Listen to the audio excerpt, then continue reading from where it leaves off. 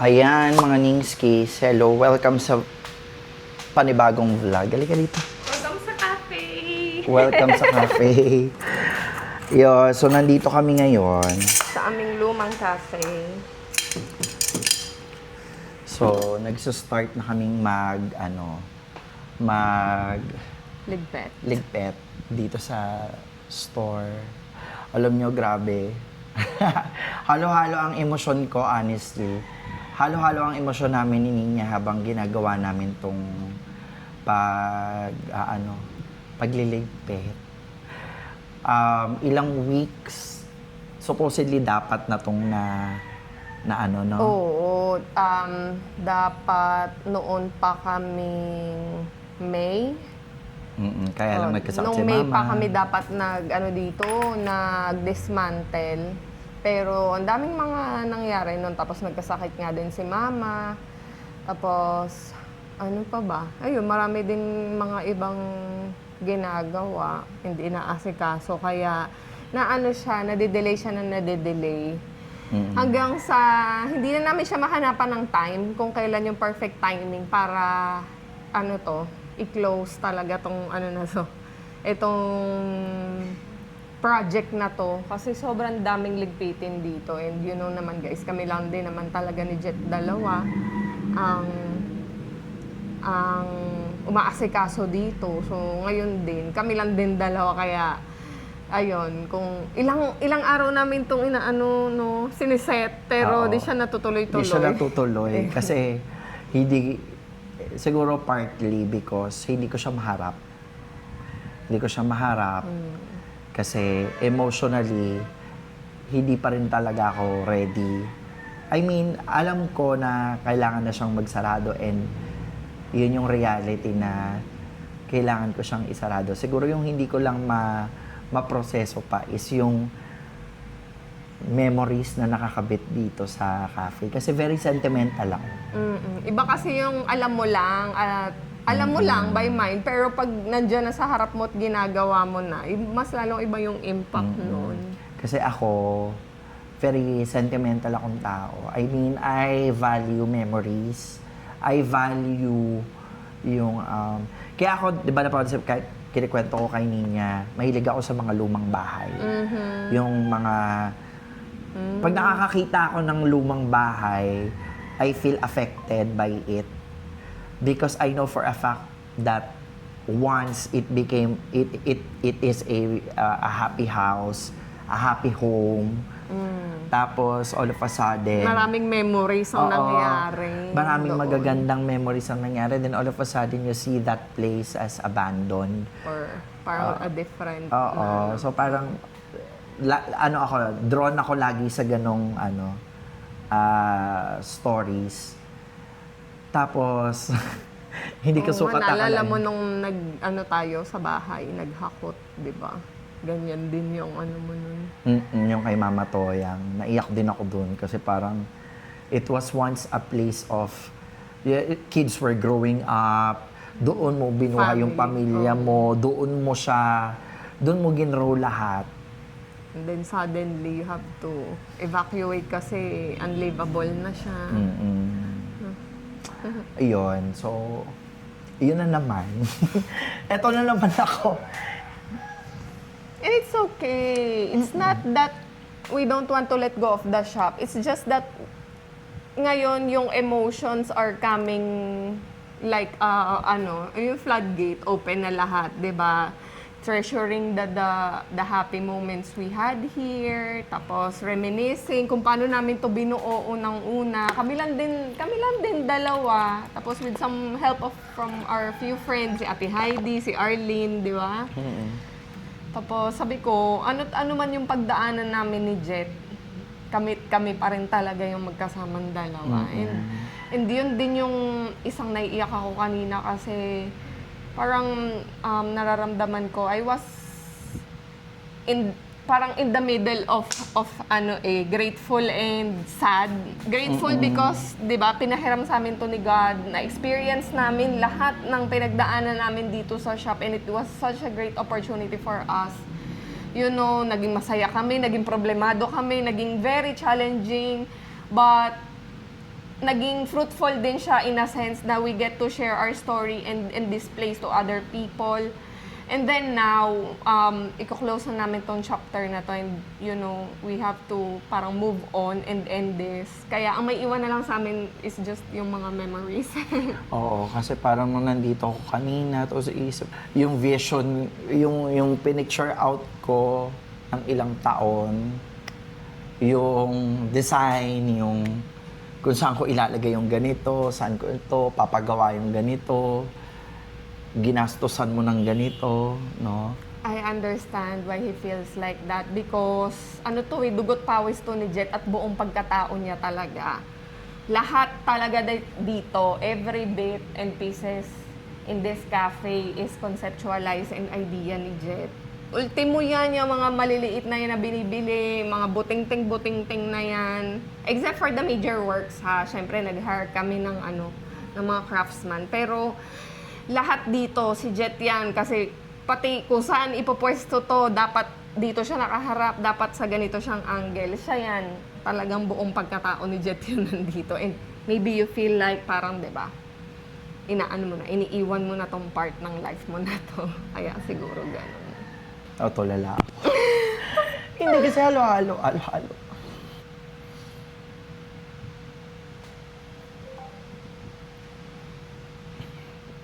Tapos, di ba, may mga pumupunta dito sa celebrate. Naging part din tayo ng story nila and mga Happy special sila, moments nila. May mga celebration dito. Sorry guys ha, kasi talaga I wanted it to be raw. And yun, kung ano yung totoong nararamdaman namin. Ako. Kaya siguro ilang araw ko parang iniisang tabi. Parang, kasi ayoko siyang, alam mo yun, ayokong Experience. Yung ganito pala yun. Oo, ayoko yung... Ito pala yung reality na kasi ito na yun eh. Iba kasi yung alam lang natin eh, di ba? Kung pwede nga lang magicin to eh, alam mo yun. Naiiyak naman na rin namin to, di ba guys? Alam nyo naman yan, kasama namin kayo all throughout our journey dito sa cafe. Up to, di ba, yung nangyari nga, until we have to close the shop. Ganyan, yung pag-process namin nun. Pero ito, iba kasi ito na yung reality na to na ito na talaga. Happy naman ako sa naging desisyon namin. Don't get me wrong, happy kami dun sa naging desisyon namin. Kasi I know for a fact that this is the right move, this is the right choice. Etong parte lang na to is yung returning back to the memories and ninanamnam mo yung once were, yung alam mo yung word na once were, ninanamnam mo yun siya. Saan to nagmula? Pati yung butas dyan na pinagawa namin yung Skylight. Skylight. Diba? Parang it brings so much memories and joy. Sabi nga naman talaga nila, di ba? Ikaw din nagsabi sa akin nun eh.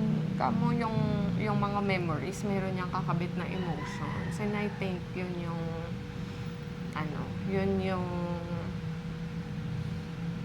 kasama natin ngayon, di ba? Habang nagliligpit ka, parang the last time na ginawa natin to is binubuo natin siya. Hindi natin siya nililigpit, nire-ready natin siya. Di ba? Pero ngayon, nililigpit na natin siya. I guess this is the same as yung bumili ka ng bahay. Tapos magmamigrate ka sa ibang bansa tapos hindi mo na maa-attend. So you have to sell the house. Or let go of the things, lalo na yung mga gamit, diba? Lalo na yung mga things that brings a lot of memories. Alam niyo yun? Ang lakas kong makasepang sa ganyan. Ang lakas kong makadikit emotionally yung mga bagay na... Heart person kasi si Jet. So lahat kasi talaga ng ginagawa niya, pinupusuan niya as in. Ako, very functional ako. Sabi niya kanina, magligpit. Sige, magligpit. Pakanta-kanta pa ako eh. Pero nung nag-open up siya, doon lang din nag-sink in sa akin. So, wala, di ko na din napigilan. So, yun, kaming dalawa. Tawag dito, nagdrama-drama na kami sa hapon, dalawa. Buti na lang kaming dalawa lang yung nandito. So, naalala mo yung binili natin yung mga poste na yan ng mga halaman. Bumili tayo niyan dati, no? Tapos driftwood, tapos kinabitan natin ng mga plants yan kasi gusto natin fuller yung lagay niya dyan. Tapos, sabi ko pa kay Nins dito. Sige. Yun to, lalagyan pa natin to ng parang bilog, yung lounge dyan sa gilid. May naalala ko yan, no? Pinag-awayan pa natin. Oo. Di ba yung placement ng mga ledge shots? Sabi ko, wag ganyan, ganito. Pero end up yun. Siyempre, si Jet pa rin nasunod. Yeah. Meron kami mga pinag-awayan dito, pinagtalunan, pinagkapikunan, sinelebrate din together, pinagtulungan, pinagtrabawan at ginawa ng paraan. Lahat talaga na-experience natin dito. As in, isa din tong cafe namin sa malaking naging contribution sa relationship naming dalawa is yung trust namin sa isa't isa and yung belief. Si Jet kasi siya, kahit 0.1% na lang ang meron siya, sobrang confident niya nun. Ako kahit 99.9% na okay, at aandar. Basta may makita akong 0.1% na failure, wala na, hindi na ako aandaran yan. So, ganun kaming nag-complement sa isa't isa. Especially nung inaano namin tong shop. Inano natin, no? Yung, ang tawag dito, pinaandar. Marami-rami pa kami, guys. Ito, papakita namin sa inyo. So, ayan, may mga upuan pa dyan.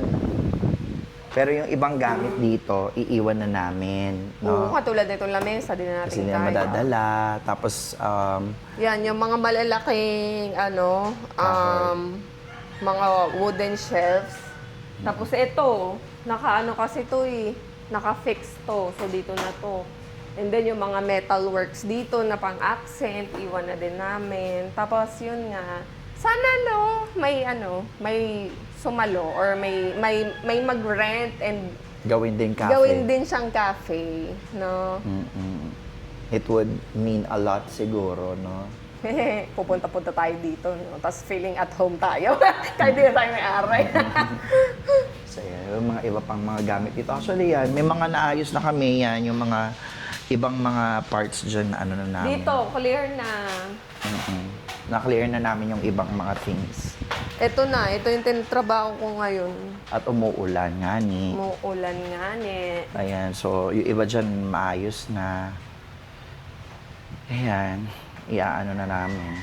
I-ready na namin. Alam mo yung word na yan, na grow your dreams. Naalala mo? Yes. Ito yung pinakauna-una natin signage, di ba? Grow your dreams. Kunin natin yan. Oo naman. Kunin natin to. Kabit natin dun sa background mo. Gusto mo, lagay natin sa kwarto natin. Sa may bed. O kaya doon sa sa bago mong project. O pwede lang itong iteklop na lang. Napakadaming pots. Yung mga halaman namin, nag-give up na din sila. So, yun. So, yan. Mga maliliit na mga buting-ting ang mahirap asikasuhin. Yeah, so yung iba dito na ito yung mga iba basura. So ito yung mga iba yan. So, namin yan, iisa-isahin. By batch. Sino pa yung nagdala ng mga maliliit? Ikaw rin naman. Isip ko nga, yung mga iba nga dito, sabi ko, bakit ako may ganito? Yun naman, Hindi mo na maalala. Bakit ako may ganito? May ganito, parang pang ice cream. Ano na? Tingnan mo, bakit ako may ganito? Kung alam sa'yo. Baka na yata. Pambentosa. pang eye bath. Maliit. Ang cute. Ayun. Kaya siguro meron ako dahil cute. Baka. Alam mo naman, madalas ako nabubudol ng cute. Clear na din to. Ay, patingin. Oo nga, no? Ayan, clear na yung dito sa wall. Okay. Puno na to. Puno na to. Bigat. Meron din doon puno. Puno na din yun. Pati yung isa dito, meron pa isa. Meron. Wala pang laman. Wala pa laman. Oo. Bukas na lang. No? Okay, let's go. We're done for today.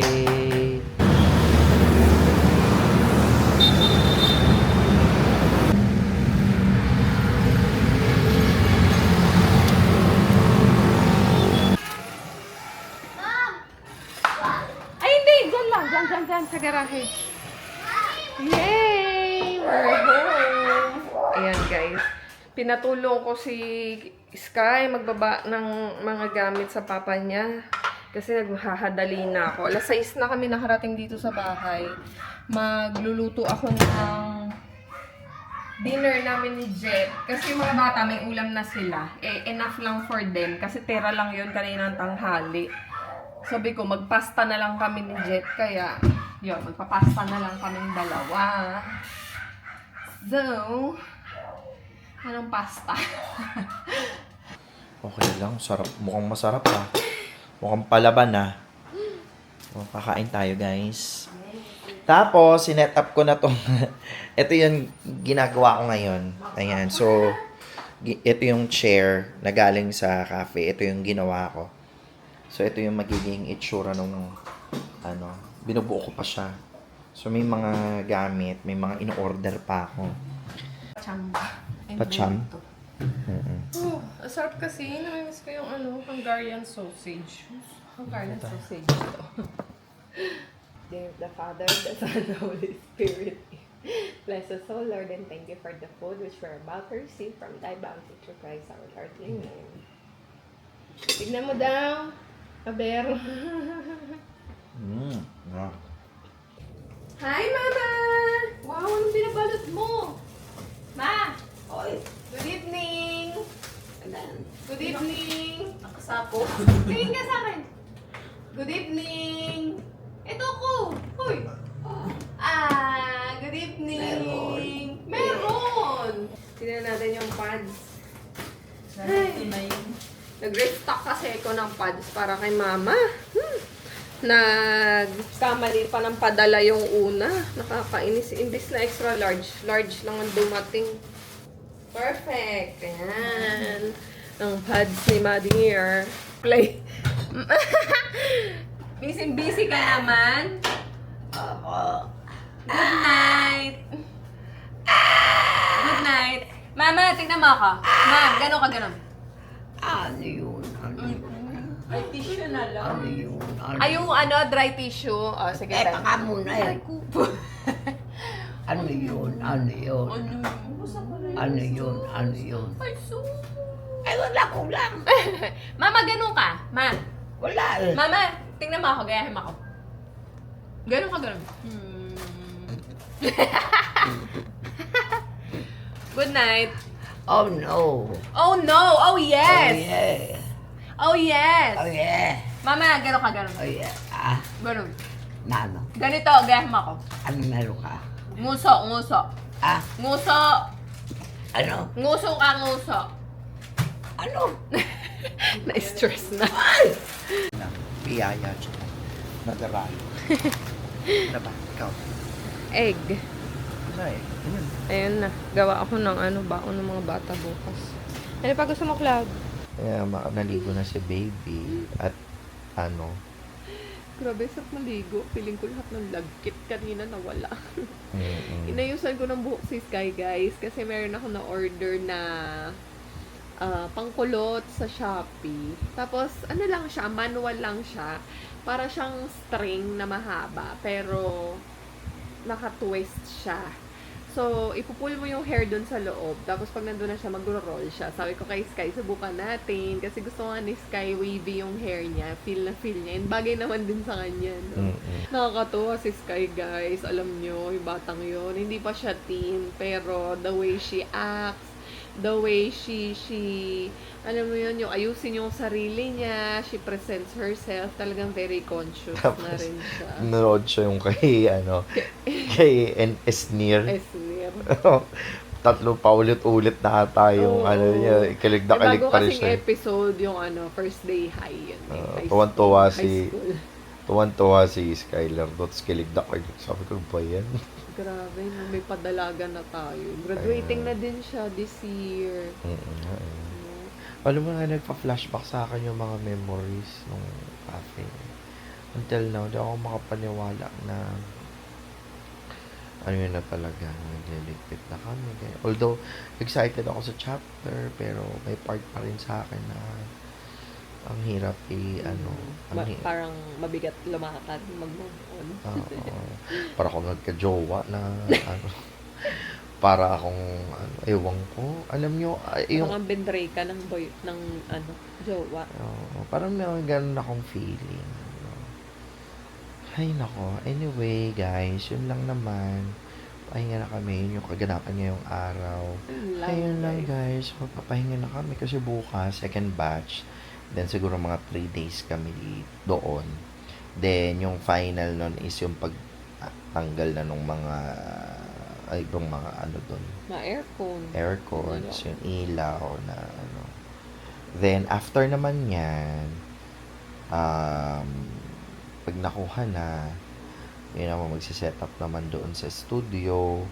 After doon sa studio, ayusin naman yung mga gamit na naiwan, yung mga aayusin. Medyo marami kami kailangan harapin. Pinapakinggan pa lang kahit ano pa, pagod na ako. Yan talaga, kasi parte yan. Ilang taon natin pinaghirapan yun. Sabi ko nga, yung mga buting-ting nga na hindi mo naman dapat ilagay doon, nagulat ka, bakit may buting-ting? Ba't ito nandito? Paisip ka rin, di ba? Ay, nako. Sige na. Anyway, good night na guys. Magpahinga na tayo. Good night, Umaga pa guys. akong gigising bukas. Guys. Bye. Bye.